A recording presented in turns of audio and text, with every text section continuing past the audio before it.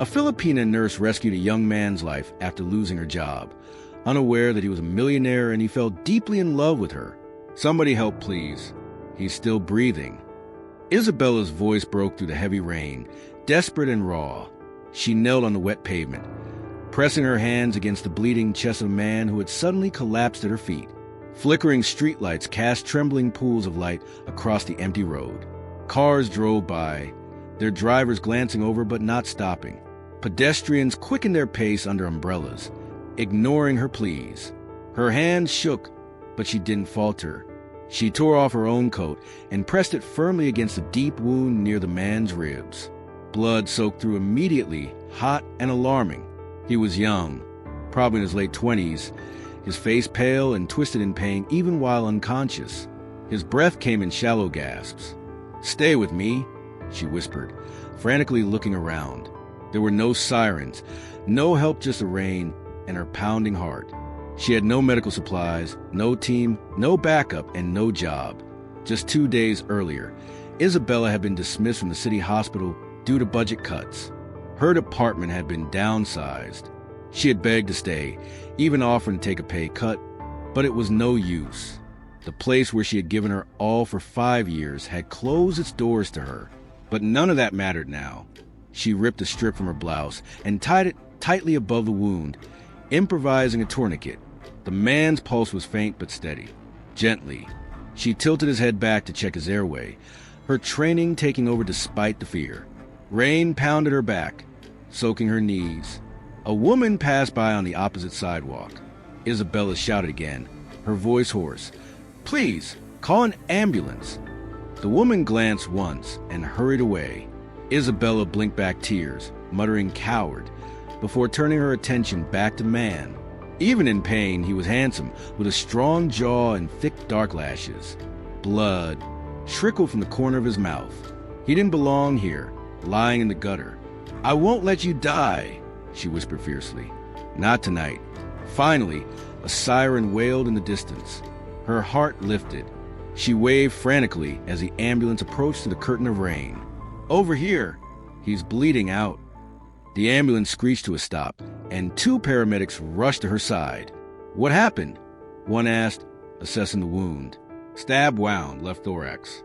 I applied pressure and a makeshift tourniquet. He's unconscious, shallow breathing, but responsive to pain." "I'm a nurse, Dash," she corrected herself quietly. They nodded, working quickly. One gave her a look of admiration.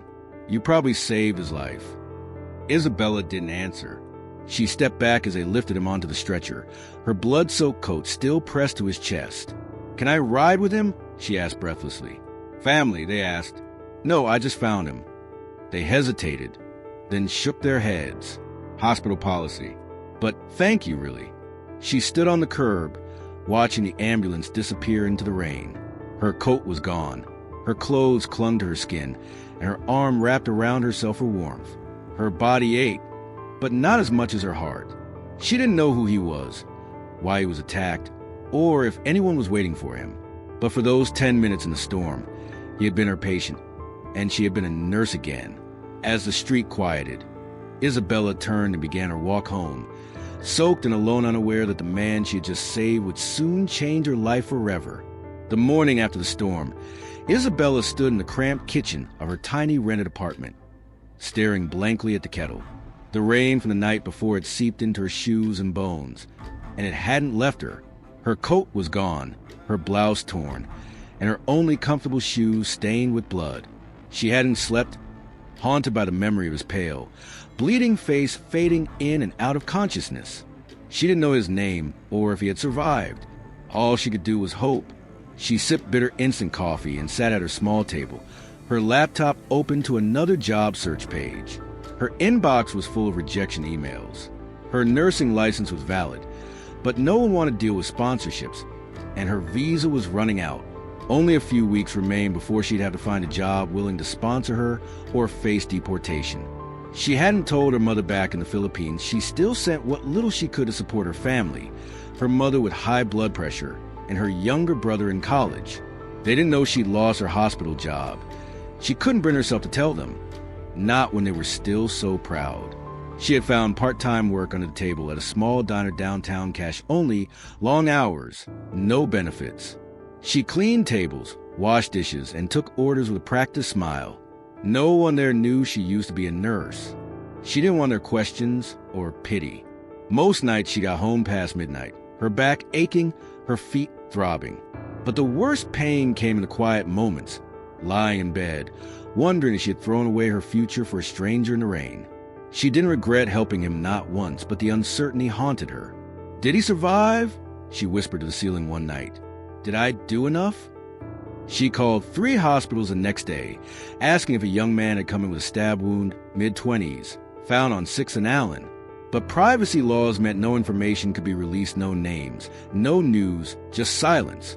The memory of his face lingered, the weight of his body as she pressed her coat to his chest, the look in his eyes before he lost consciousness, as if he wanted to say something but couldn't. Every time she served a customer at the diner with dark hair and a strong jawline, she did a double take. Every time the door chimed, her heart jumped, and yet nothing. One evening, as she scrubbed trays in the back of the kitchen, her manager approached. "Bella," he said, using the nickname the staff had given her. "How long you been here now?" 3 weeks, she replied. "You're good, fast, quiet." "But I heard you were looking for other jobs," her manager said. Isabella froze. "Only if something with more hours comes up," she replied, not quite telling the truth. He nodded thoughtfully. "We don't ask too many questions here, but immigration has been sniffing around. Just watch yourself." She forced a smile, thanked him, and stepped outside for her break. She sat on the concrete steps, arms wrapped around her knees. The sky was perfectly clear, the complete opposite of the stormy night when she'd met him, but the heaviness in her chest remained. She checked her phone. No missed calls, no emails, just a message from her mother filled with emojis and photos of her brother's school project. She quickly typed a reply smiley face. "Thumbs up. I'm doing great, Ma." The truth was, she didn't know how much longer she could keep going. Without a legal job offer, her time in America was running out. She had come to this country with big dreams of healing, of building a future, of supporting her family. Now, she felt invisible, just another immigrant slipping through the cracks. That night, Isabella sat by her apartment window, listening to the city's distant hum and tracing raindrops on the glass. She thought about going home, about what it would mean to give up, to vanish. But then she remembered him, the stranger with blood on his lips and pain in his eyes. She had saved him. For 10 minutes on a rainy night, she had mattered. She had been exactly who she was meant to be. Somehow, that memory was enough to keep her going. The bell above the diner door jingled. Isabella looked up from the counter, where she was refilling sugar jars. Probably just another regular or someone escaping the heat, she thought, offering a polite smile before turning back to her work. But then she sensed that a hush fell over the room, the kind of pause that makes you look up even when you don't know why. Their eyes met. He stood just inside the entrance, tall and composed in a dark, tailored suit, a worn leather messenger bag over one shoulder. His hair was neatly styled, his shoes shined. But it wasn't his clothes that made her catch her breath, it was his face. That face. Isabella froze, the sugar jar slipping in her hand. He saw her. His eyes widened, and for a moment, he didn't move. Then, as if stepping through a memory, he walked across the room. She straightened, her heart pounding. "It's you," he said softly, stopping a few feet from her. His voice was deeper than she remembered, steady, but filled with awe. You saved my life." She blinked, stunned. "What?" "I remember your face," he said. "That night in the rain. You were there. You kept me alive." Her hand shook slightly as she held the sugar jar. "You remember that?" He smiled gently. "How could I forget?" She stared at him, amazed. He looked nothing like the wounded man she found weeks ago. Now he was strong, healthy, alive. "You made it," she whispered, almost to herself. "I did," he said, "because of you." She glanced around. A few customers were watching curiously. She set the sugar jar down and stepped out from behind the counter. "I didn't know if you..." I wasn't sure you'd survive." He nodded. "They told me if I'd arrived 5 minutes later, I wouldn't have made it. They said a woman kept pressure on the wound until the ambulance got there, but no one knew your name." "I'm Isabella." "John," he replied. "John Blake." She nodded, the name not meaning anything to her, just a name, just a man. But the moment felt like so much more. "I try to find out," she added. "I call hospitals, but no one would tell me anything." "I've been looking for you, too," he said, "ever since I woke up.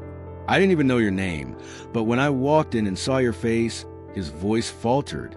It was like being pulled back into that night. She didn't know what to say. He glanced around the diner. "Can I buy you a coffee? Or are you working?" She hesitated. "I'm on my break." They sat at a booth by the window. For a moment, neither spoke. Outside, the city moved on as if nothing extraordinary had happened. But inside, something had changed. "Are you okay?" she finally asked. "I mean, really okay?" He smiled. "I am now.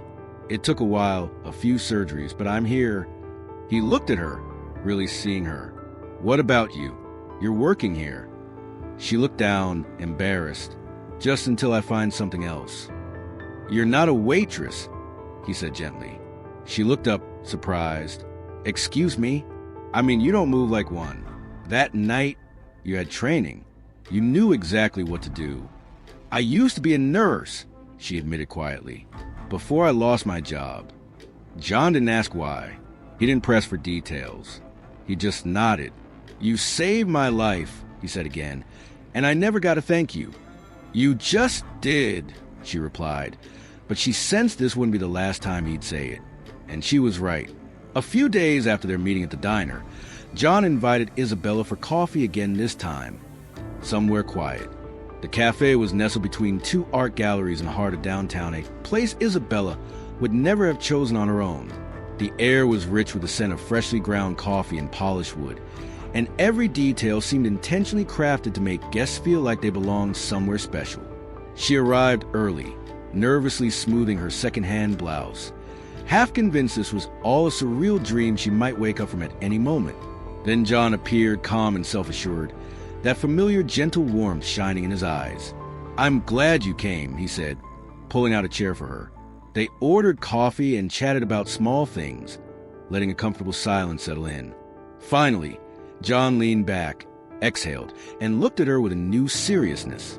"I think it's time I tell you who I really am," he began.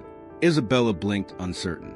"My name is John Blake, as I said, but what I didn't mention is that I'm the CEO of Blake Tech Systems."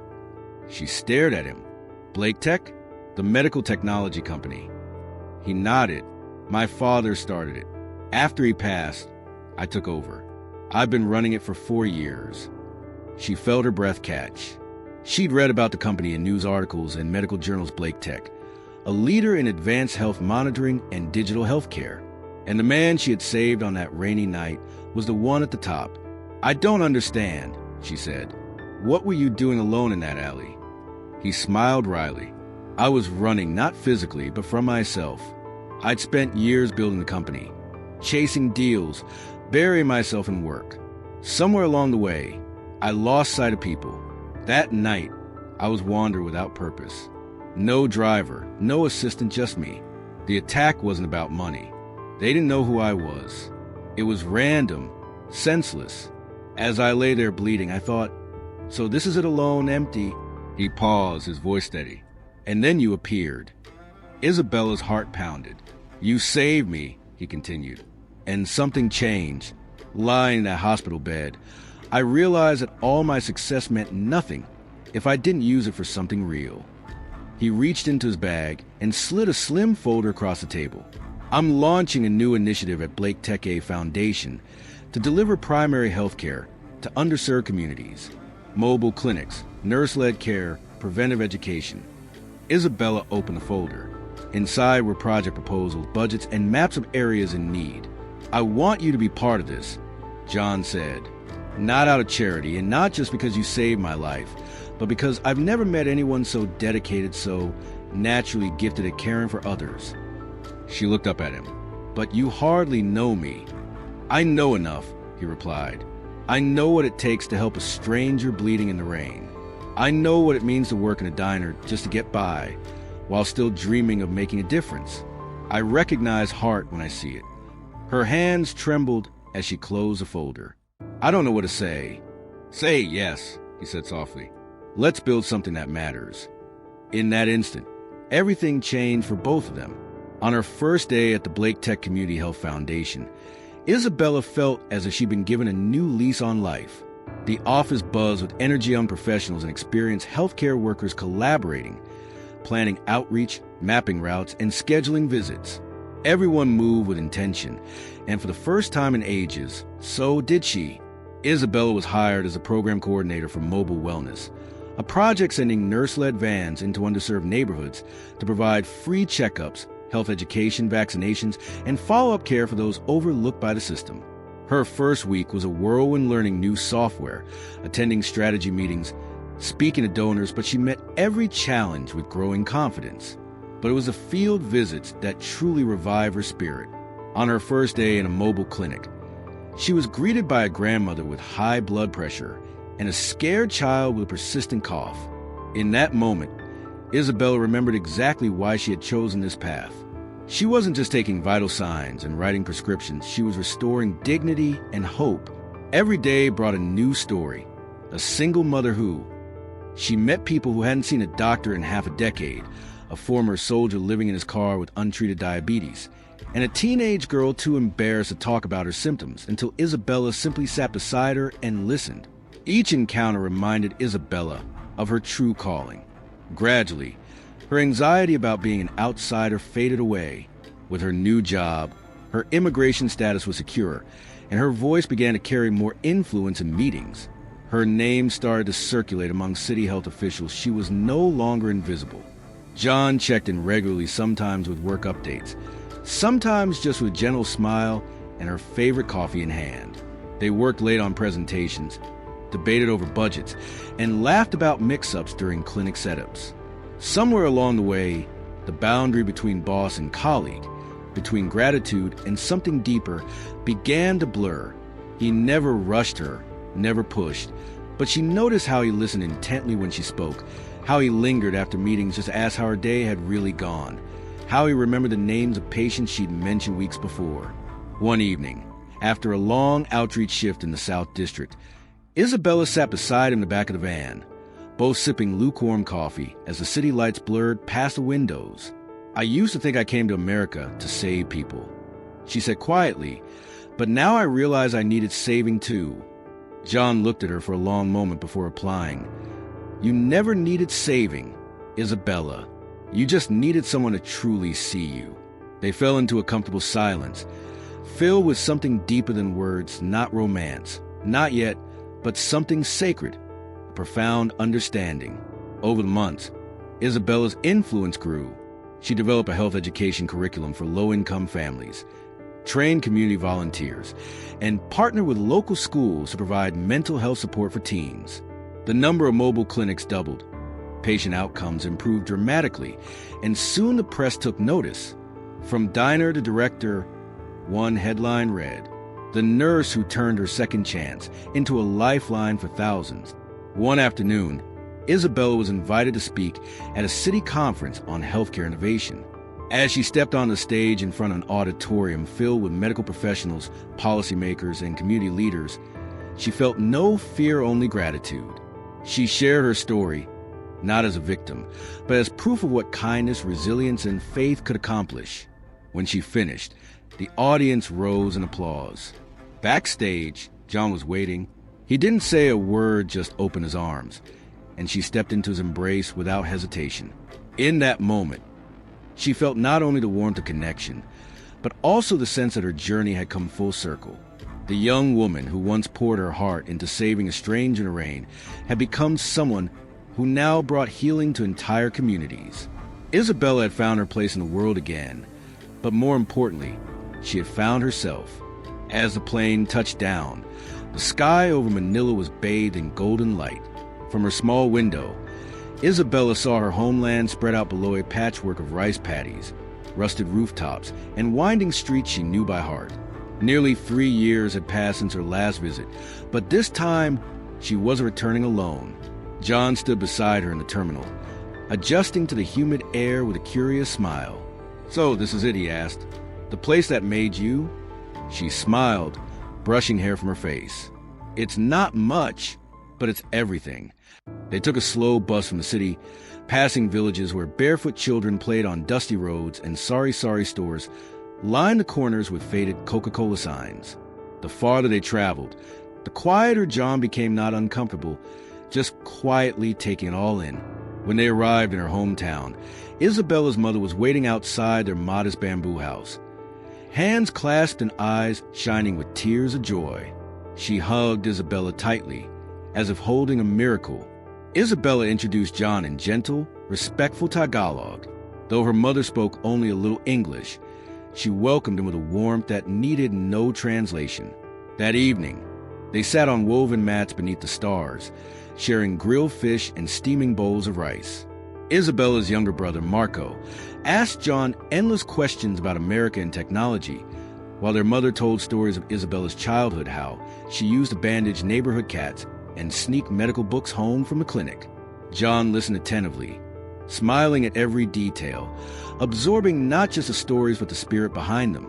Later, as they walked through the village past candlelit homes and children playing with tin cans, John took Isabella's hand. "I thought I understood you," he said, "but now I really see you." She looked at him, surprised by the tenderness in his voice. "What do you mean?" He gestured around them. "This the way people greet you, the way your mother cooks as if she's feeding the whole world, the way you speak to everyone with the same kindness, whether the child, a farmer, or your brother." She glanced down, a little embarrassed. "It's just where I come from." "It's who you are," he corrected gently. The next morning, they visited the only health outpost in the area, a single-room building with cracked floors, outdated supplies, and one exhausted nurse serving the entire region alone. Isabella had warned John, but even so, he was visibly moved. As they stepped outside, John stood in silence for a long time, then turned to her. "What if we built something here?" he asked. She blinked, uncertain. "What do you mean?" "A real clinic," he explained, "with proper equipment, a small team, educational programs, and preventive care, a place that honors what you've accomplished and where you come from." Her breath caught. "You do that?" He nodded. "With you?" "For them. For you." Tears filled her eyes. "You don't have to do this just because I dash. I'm not doing it just because I love you," he said softly. "I'm doing it because loving you means loving everything that shaped you." She couldn't speak, only reach for his hand, holding it tightly as the sun warmed their faces. In that moment, surrounded by her homeland and the man who wanted to build a future with her, Isabella finally understood. Real love isn't about leaving your roots behind, it's about inviting someone in and letting them help you lift your world higher. The comforting scent of morning rice and lemongrass tea filled the small kitchen as Isabella packed a basket of supplies for the local clinic. Outside, John chatted with local volunteers who had agreed to help clear the land for the new health center. Everything felt right, as if purpose and peace had finally met. Then the phone rang. It was John's assistant in New York, his voice tight and urgent. There had been a data breach in one of Blake Tech's most sensitive departments. The media had caught on, investors were panicking, and legal teams were scrambling. The board needed John back immediately. When he ended the call, his expression had changed. The calm he'd found in the countryside was replaced by the weight of responsibility. He found Isabella by the water pump, rinsing vegetables for lunch. "I have to go back," he said quietly. She turned to him. "How bad is it?" "Bad enough that it could unravel everything, not just at the company, but at the foundation. I need to deal with this." She nodded, her smile steady even as her heart tightened. "I'll go with you," she offered. He touched her hand gently. "You don't have to." "I want to." He glanced toward the house, where her mother sat folding laundry. "She needs you. You just started this clinic. These people need you, too." Isabella looked down, torn. "I can't ask you to choose," he said, "and I don't want to." "You're not asking," she replied, "but I still feel divided." John cupped her face, his eyes steady. Then let's not break anything apart. Let's do this like we always have together, even if we're apart. She blinked back tears. Do you think we can make it? I know we can. They stood in the quiet morning, village life bustling around them. I'll stay, Isabella said at last, until the clinic is running and my mother is stronger. I owe her that much. John nodded. And I'll fix what needs fixing, then come back. Or you'll come to me. We'll find each other again. They embraced, not with sadness, but with understanding. This wasn't an ending, it was a promise in motion. At the airport, Isabella stood by the gate as John prepared to board. He kissed her forehead, lingering as if to hold back time. Remember, he whispered, this is just one chapter. I know, she replied, smiling through her tears. I'll see you soon. As he disappeared through the gate, she whispered again to herself, I'll see you soon. The sun rose gently over the hills of Isabella's hometown, casting golden light on the newly completed health center. The building stood proudly in the village, modest yet sturdy, painted in soft whites and blues, with Caillou Health Center written above the entrance, a name Isabella had chosen herself, meaning peace. Villagers arrived in their best clothes, some carrying baskets of food, others with handmade signs and garlands of fresh flowers. Children ran barefoot through grass, laughter filling the air. The entire community had come together, celebrating not just a building, but hope, resilience, and love. Isabella stood near the steps in a simple sea blue dress, her mother's hand in hers, tears shimmering in her mother's eyes. Marco helped arrange chairs under the canopy while elders took their seats in the front. It had taken a year of planning, fundraising, and sleepless nights, but the dream was now reality. John had supported her from afar through donations, paperwork, and video calls of encouragement, but since returning to New York, they hadn't seen each other in person. Still, he kept his promise, always present in spirit, though the miles often ached in her chest. A gentle voice called her name. The mayor invited her to the stage. Heart full, head high, Isabella stepped forward as the crowd quieted. I came back home with nothing but a dream, she began, her voice clear. This clinic was born not from wealth or power, but from compassion, from remembering what it feels like to be seen and helped when you least expect it. The villagers applauded warmly. I dedicate this center to every mother who walked hours for medicine, to every child who waited for a doctor who never came, and to everyone who believes healing can begin anywhere, even in the smallest places. She stepped back, tears glistening on her smile. Suddenly, the music changed and a murmur swept through the crowd. From the back, a tall, familiar figure appeared. Isabella froze. John wearing a linen shirt and dark slacks, his hair tousled from travel, but his eyes unchanged met hers across the crowd. In that moment, the past year vanished. He walked toward the stage, villagers parting in awe, whispers following him. He carried something in his hand. Applause swelled. Isabella's heart pounded so loudly she could barely hear. John climbed the steps, took the microphone from the mayor, and turned to the crowd and then to Isabella. Some of you may not know me, he began, but this woman saved my life not just from bleeding out on a city street, but from living a life without direction or heart. The audience leaned in. She didn't know who I was. She never asked for anything. She gave everything she had, not because she had to, but because it's in her nature to help. From that moment, my life changed. He turned to her, pulling a small velvet box from his pocket. Gasps rippled through the crowd as he knelt. Isabella's hands flew to her mouth. The woman who once saved my life. John's voice shook. Will you now let me spend mine with you? The crowd erupted in cheers and applause. Isabella's legs gave way, her heart overflowing as she knelt with him, took his face in her hands, and nodded through tears. Yes, she whispered. 1,000 times yes. He slipped a ring on her finger, and for a moment, the world stood still in the beauty of it all. Laughter, music, and dancing followed. Children tossed petals into the air. The entire village celebrated not only a new health center, but a love story that had crossed continents and weathered every storm. As the sun set behind the hills, casting golden shadows, Isabella stood on the clinic's porch beside John, watching lanterns float into the sky.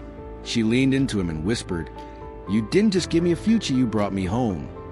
He kissed her hand, and the clinic's inscription glowed in the fading light. Love doesn't need a perfect place. It begins in the most genuine heart.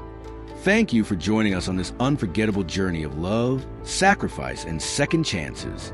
Isabella's story is a reminder that even in our lowest moments, kindness can heal, build, and bring two souls together across oceans and against all odds.